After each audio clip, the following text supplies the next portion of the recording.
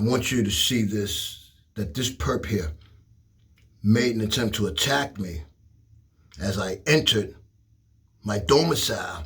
Lights was out.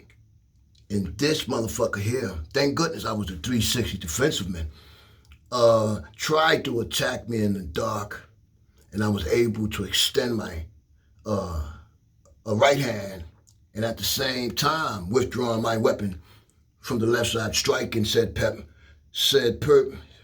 in the legs twice. As you can see, his conscience, but fucked up for a minute. Somebody call the ambulance. He's trying to go. He's trying to get up out of here, said Perp. He got a bullet, 2 bullets in his leg. He's trying to go.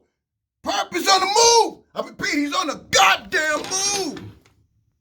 Get the fuck on the floor. Put your hands up. He got a weapon. Boom, boom,